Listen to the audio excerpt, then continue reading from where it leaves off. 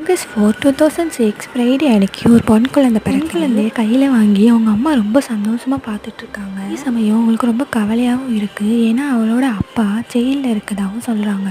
அவளோட அப்பா ஒரு பெயிண்டர். வழக்கம் போல் அவர் பெயிண்ட் அடிச்சுட்டு இருக்கும்போது அந்த வீட்டோட ஓனர் என்னோட செயினை காணோம் அப்படின்னு சொல்லிட்டு ரொம்ப டென்ஷன் ஆகி சொல்லிக்கிட்டு இருக்காங்க.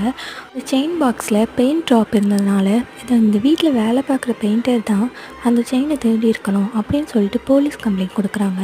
அதனால அங்கே வேலை பார்த்த எல்லா பெயிண்டரையுமே ஜெயிலுக்கு கூட்டிகிட்டு போய் அங்கே வச்சு விசாரிக்கிறாங்க. அந்த டைமில் தான் அவளோட பேபி பிறந்திருக்கு. அதை பார்க்க முடியலன்னு ரொம்ப கஷ்டப்படுறாரு. ஆனால் கொஞ்ச நேரம் கழித்து விசாரணை முடிஞ்சு அவர் செயினை திருடலைன்னு சொல்லி அவங்ககிட்ட மன்னிப்பு கேட்குறாங்க.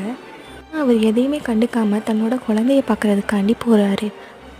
போய் அவளோட குழந்தைய பார்த்தோன்னே எனக்கு ரொம்ப சந்தோஷமாயிருச்சு. 3 பேரும் சேர்ந்து சந்தோஷமாக இருக்காங்க.